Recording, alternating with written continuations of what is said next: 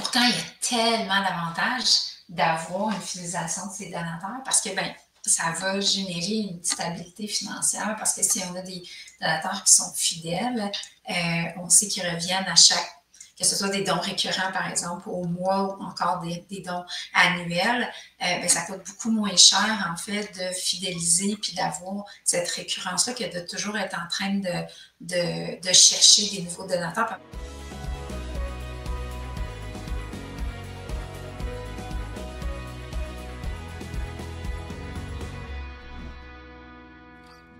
Stéphane Parent, je suis le gestionnaire d'Espace BNL. Aujourd'hui, on va parler d'un sujet très important pour toutes les organisations de nature philanthropique. On va parler de fidélisation des donateurs. Avant de commencer le contenu, j'aimerais quand même vous inviter à commenter, à partager et mettre le petit pouce en l'air, car ça nous aide à être retrouvés par les autres gestionnaires d'OBNL qui trouvent que ces contenus-là seront aussi importants pour leur organisation. Pour parler de fidélisation des donateurs, j'ai la chance de recevoir Andréane Rondeau, qui est une spécialiste de la fidélisation chez StratHelix. Bonjour Andréane. Bonjour Stéphane. Écoute, je te laisse te présenter, puis en même temps, placer la table sur un peu pourquoi tu viens nous parler de fidélisation aujourd'hui, puis ton expertise par rapport à ce sujet-là.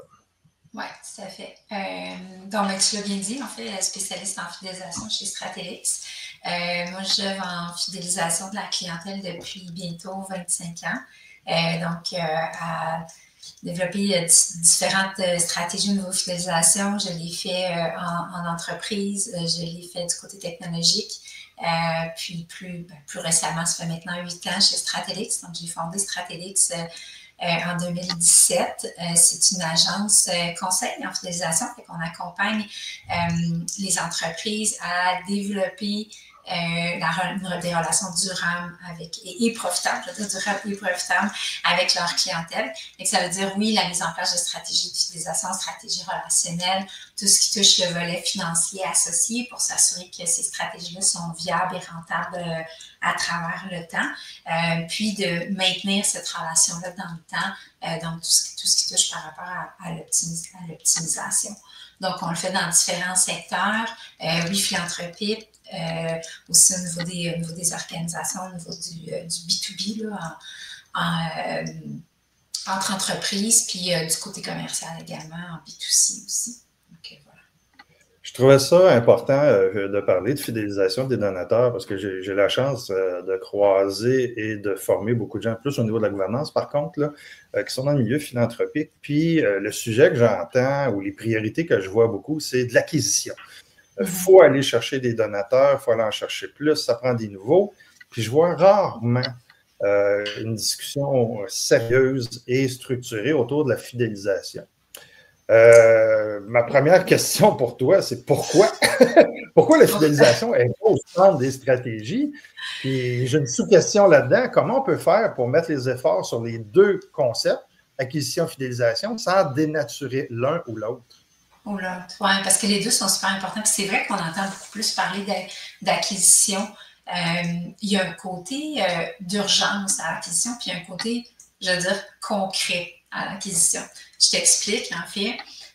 Quand on acquiert un nouveau donateur, c'est concret, on a un +1, on a un chiffre. Ce donateur-là va faire un don court terme. Fait qu'on fait des campagnes d'acquisition, on voit combien de nouveaux donateurs on a, on voit combien, dans le fond, les caisses se sont remplies.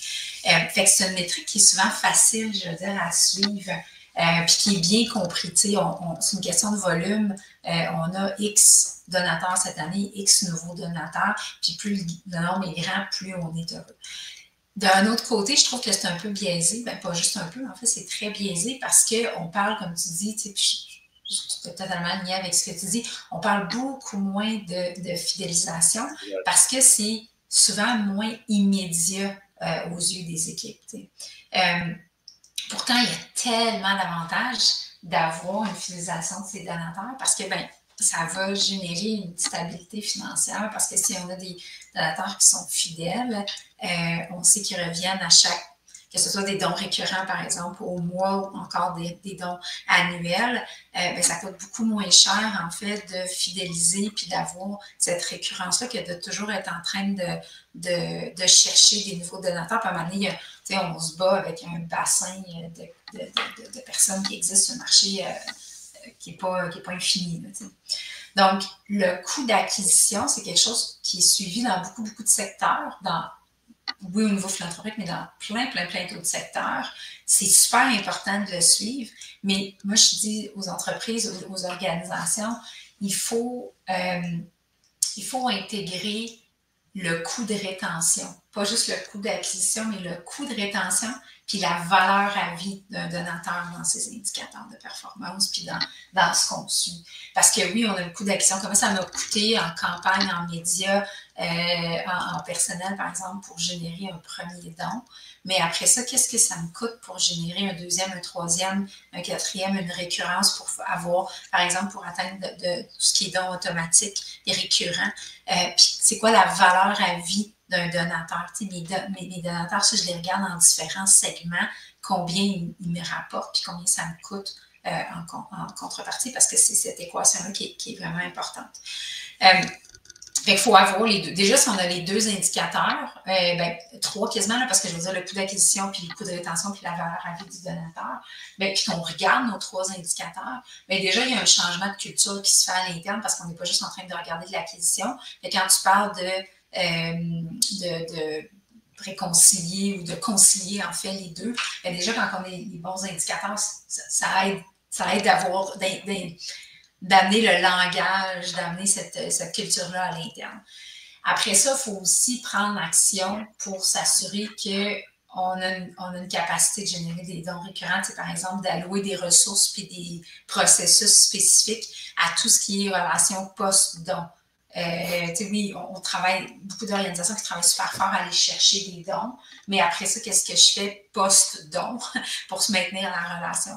Le parcours de remerciement, pas mal tout le monde le fait, le remerciement, mais ensuite la relance. Puis quand on fait le remerciement, est-ce que on se tient uniquement au courriel qui dit ben merci pour votre don, puis voici votre reçu, par exemple, ou on va plus loin à communiquer des témoignages, à communiquer l'impact de la contribution qu'on a eu. Fait que tout ce suivi-là, puis cette relance-là, l'importance de cette communication-là est vraiment clé. Fait qu'il faut allouer des ressources parce qu'on ne peut pas avoir les mêmes...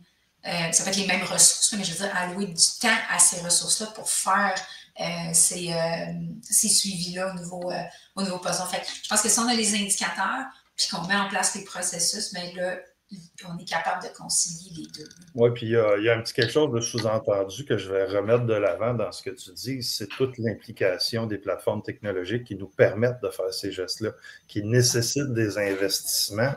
Puis très souvent, il faut aller plus dans le détail, il faut aller plus dans l'automatisation, etc. Fait que des fois, on pense en acquisition, c'est plus léger technologiquement, mais en fidélisation, c'est plus lourd technologiquement. Fait qu'il y en a des fois qui vont privilégier parce qu'ils ne sont pas prêts à investir ou ils n'ont pas nécessairement la philosophie d'investissement non plus. Là. Puis la même chose au niveau des ressources. Là. Former des ressources pour aller chercher, ce n'est pas la même chose que former des ressources pour fidéliser non plus. Non. C'est ce que je vois surtout quand on discute avec les conseils d'administration, à quel point il y a des manques par rapport à cette vision-là de la fidélisation, surtout parce qu'il y a des sujets dans lesquels ils ne se sentent pas à l'aise de discuter non plus là, en termes de ressources.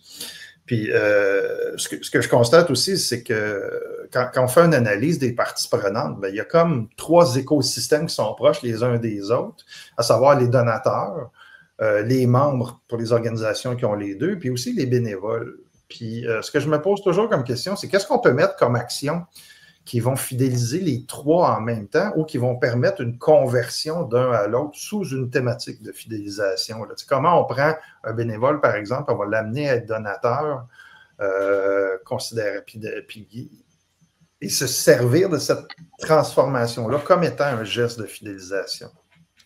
Oui. C'est une super bonne question, effectivement, parce que cette... oui, je sais. Hein? J'en ai des bonnes comme ça. Des bonnes questions. Non, mais c'est vrai parce que la transition, tu sais, souvent on demande, OK, comment est-ce que je peux fidéliser mes donateurs, comment est-ce que je peux fidéliser mes membres, comment est-ce que je peux fidéliser mes bénévoles, mais cette relation-là entre les trois est intéressante. Puis, bon, c'est sûr que c'est difficile aujourd'hui. Je vous arriverai avec la recette miracle là, parce qu'il n'y a pas vraiment de copier-coller qu'on peut faire. Il y a vraiment des bonnes pratiques à mettre en place, mais il faut vraiment avoir une bonne connaissance des besoins, une bonne connaissance du contexte de chacun de ces segments-là, que je vais les appeler, puis de leurs objectifs aussi.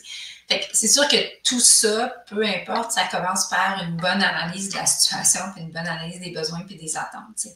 Mais je pense que à la base, ça va peut-être paraître un peu contre-productif ce que je veux dire, mais à la base, je pense qu'il faut avoir une stratégie claire pour les trois.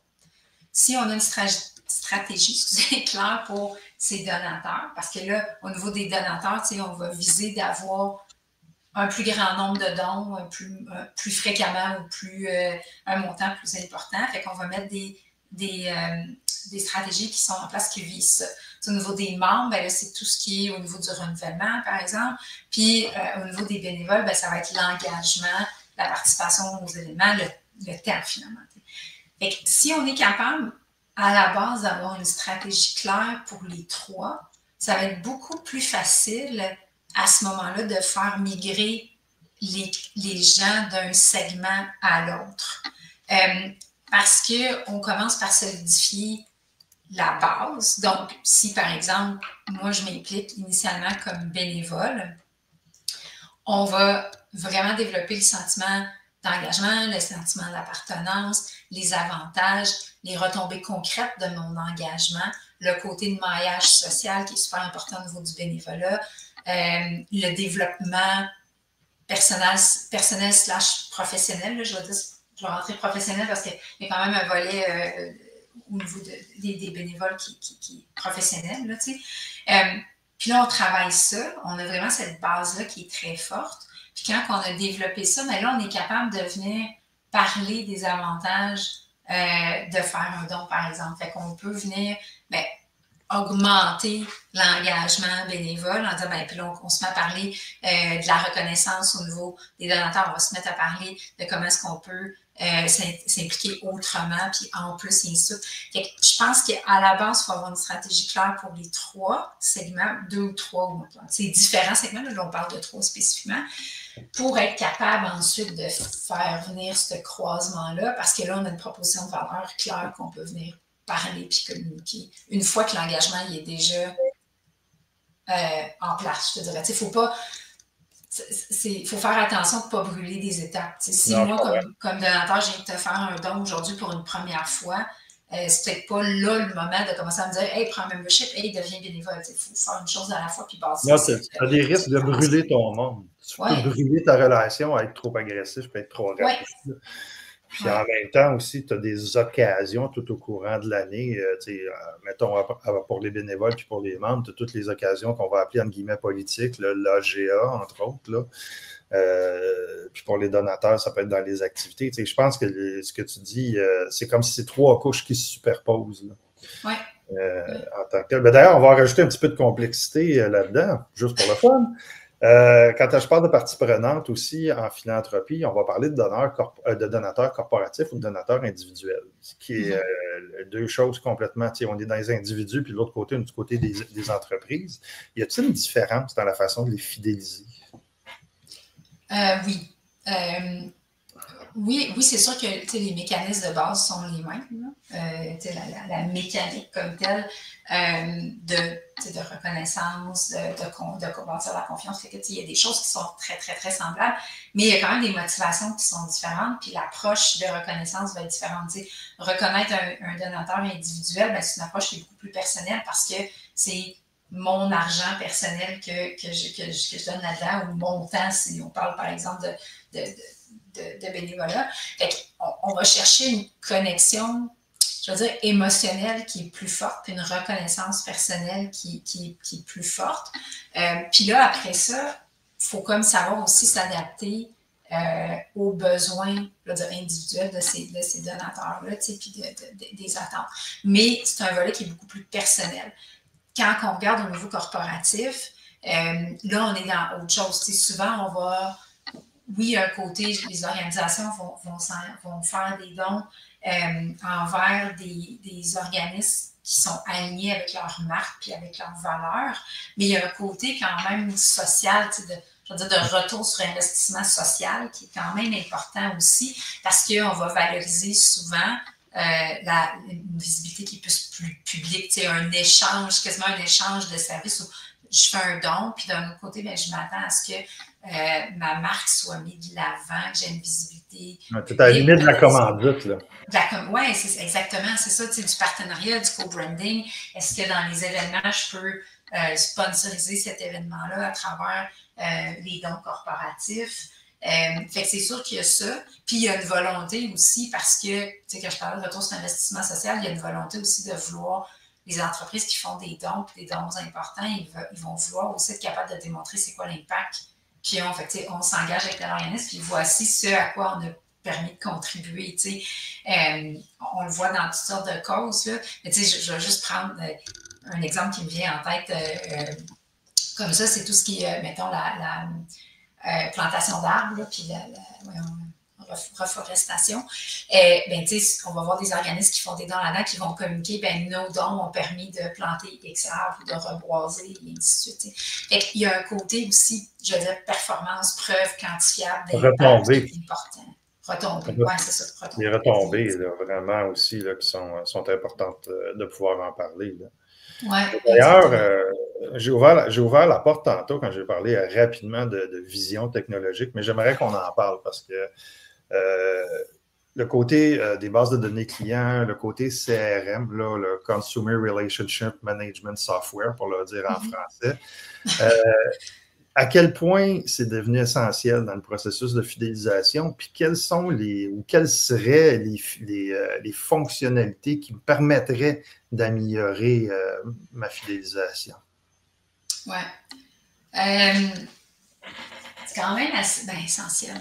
Écoute, on voit certaines petites organisations faire ça, là, parce qu'il y a encore des choses de base qui peuvent être faites, mais je veux dire, c'est quand même important, peu importe que ce soit officiellement une plateforme CRM ou autre chose qui permet de centraliser, c'est sûr que ça, c'est clé.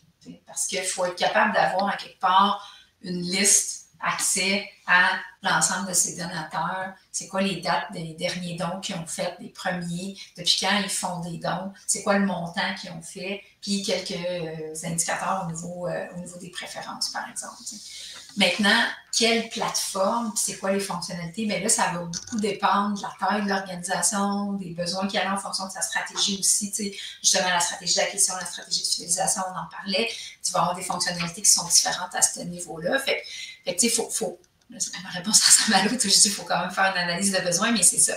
Par contre, il y a quand même des choses, je veux dire, de base qui se retrouvent dans, écoute, probablement la majorité, une très grande capacité, une très grande majorité des plateformes. Puis, on parle depuis tantôt, au niveau des segments, parce que tu parlais des grands donateurs, des donateurs corporatifs versus les donateurs individuels. Donc, c'est la capacité de segmenter. Ces plateformes-là permettent ça. Puis, c'est important d'avoir des capacités de segmentation qui vont aussi être automatiques. Parce qu'un segment, c'est pas fixe dans le temps. Un nouveau donateur est dans un segment donateur, il ne reste pas nouveau à vie. Là. À un moment donné, il va passer. Il progresse, c'est ça. Fait d'avoir cette capacité-là de gérer de manière dynamique et automatisée des segments, c'est sûr que ça facilite énormément. Puis il y a beaucoup de plateformes qui le permettent. Si on parle souvent de CRM, mais des fois, il y a des plateformes de gestion de dons qui ont des composantes CRM intégrées qui permettent de faire tout ça puis qui sont très spécifiques à cette industrie-là ou à ce secteur d'activité-là, qui peuvent être super intéressantes, puis on peut vraiment commencer par ça avant de commencer à regarder d'autres plateformes, par exemple.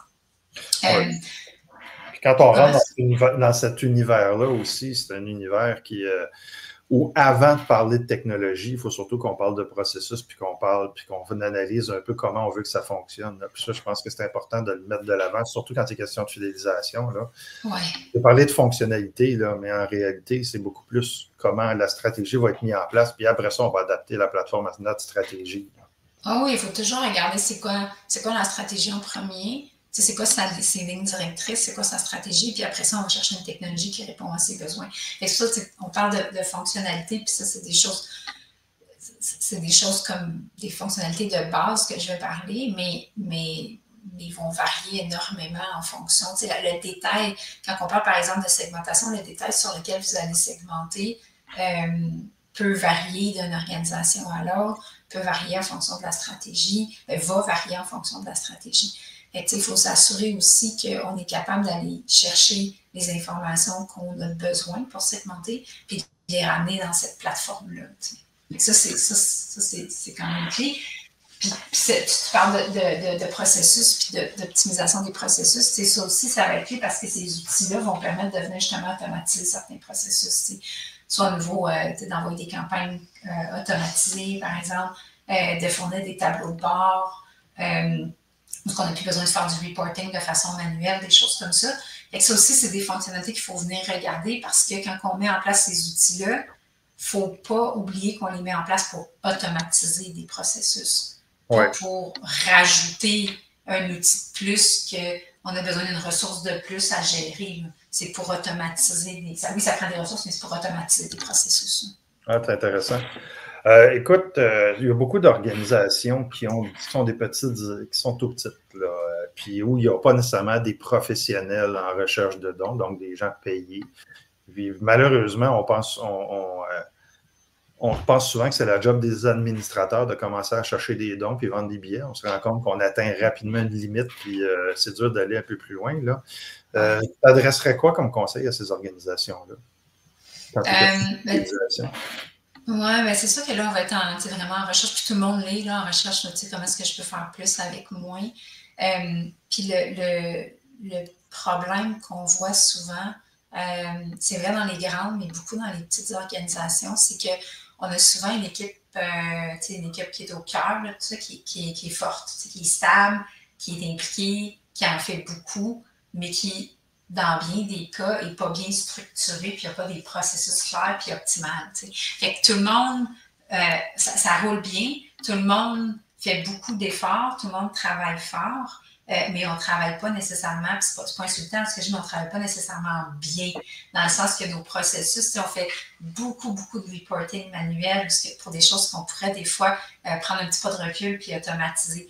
Et je reviens sur cette optimisation-là des processus puis de l'automatisation. Des fois, il faut prendre le temps, arrêter, là, prendre un petit pas de recul puis dire, OK, là, on va s'assurer qu'on a les bons processus en place pour être capable de venir automatiser des choses. Ça prend un investissement, puis oui, financier, mais des fois qui n'est pas toujours immense, là. Fait que ça prend un investissement de temps, surtout, je veux dire. Tu sais, il y a des CRM qui sont gratuits sur le marché ou que les coûts sont vraiment minimes, mais il faut prendre le temps de bien l'installer parce que si on le prend, puis là, on va le chercher en ligne, on se crée un compte, puis que ça arrête là, on n'a pas automatisé aucun processus. Si on le prend, puis on s'assure qu'on est bien accompagné pour dire, OK, c'est quoi les 3, 4, 5 données clés que je vais avoir besoin pour venir simplifier certaines activités que je fais de façon récurrente. Puis là, on s'assure de prendre le temps de ramener ces données-là dans le CRM, par exemple. Puis là, on automatise. Bien, tout le temps qui est libéré avec toutes les campagnes manuelles qu'on envoyait, les appels qu'on faisait, tout ce qu'on faisait manuellement, bien là, il peut être investi justement pour aller chercher des dons additionnels. Tu sais, c'est de réinvestir tout ce qui est gabarit, par exemple, de travail, au niveau de l'automatisation du reporting, parce qu'on voit beaucoup de reporting qui sont faits manuellement. Oui, c'est ça. Puis ça, c'est du temps, c'est des heures. Puis c'est sûr que ça roule, tu sais, ça roule parce que ça se fait dans les organisations. Mais comment est-ce qu'on peut prendre un petit peu de recul pour mieux se structurer? Moi, je pense qu'il y a beaucoup de petites, des grandes aussi, encore une fois, mais de petites organisations qui ont énormément à gagner à prendre ce pas de recul-là. Finalement, comme dernière question, j'ai souvent la même question. Si tu avais un conseil à donner pour quelqu'un qui veut changer ses pratiques de fidélisation ou les améliorer ou en débuter, ça serait quoi? Oui. Je pense que j'irais de s'assurer. J'hésite en deux choses. Je vais rapidement, dans le fond, le volet rationnel, émotionnel. Faut bien balancer, je pense, ces éléments-là. Fait que de regarder qu'est-ce qui va faire une différence d'un point de vue émotionnel, qu'est-ce qui va faire une différence d'un point de vue rationnel. Fait que d'avoir des incitatifs avec des récompenses qui sont vraiment tangibles, mais des éléments où ce qu'on va plus travailler, l'expérience, parce qu'on va plus travailler la reconnaissance sociale, des choses comme ça, mais de ne pas minimiser le volet plus rationnel, par exemple. Puis à travers ça, puis je pense que il peut avoir un lien, c'est vraiment d'intégrer l'ensemble de l'organisation dans sa stratégie. Tu sais, c'est pas juste les gens qui, par exemple, font le relationnel avec les donateurs, ça relève pas juste d'eux, le volet de fidélisation, ça relève de toute l'expérience complète. Fait que, même si, par exemple, on a une plateforme de dons, la plateforme de dons a un rôle à jouer dans la stratégie de fidélisation parce qu'il faut rendre l'expérience utilisateur plus fluide et ainsi de suite parce que ça a un effet. Fait que c'est vraiment de le regarder où ce que tout le monde fait partie de la stratégie, puis comment est-ce que chaque partie prenante, chaque personne qui est impliquée dans le processus peut venir mettre des petits changements en place pour toujours travailler vers un objectif de fidélisation. Andréane, un gros merci de tes conseils et de ton don d'expertise aujourd'hui. J'espère que ça va aider un peu tout le monde dans un marché de la philanthropie qui est rempli de défis. Pour vous tous qui nous écoutez, je vous invite encore à consulter nos autres capsules. On a plusieurs centaines de vidéos sur notre chaîne YouTube. Je vais vous souhaiter une bonne fin de journée. Je vous espère vous voir prochainement dans une de nos activités. Bye bye. Merci, bye.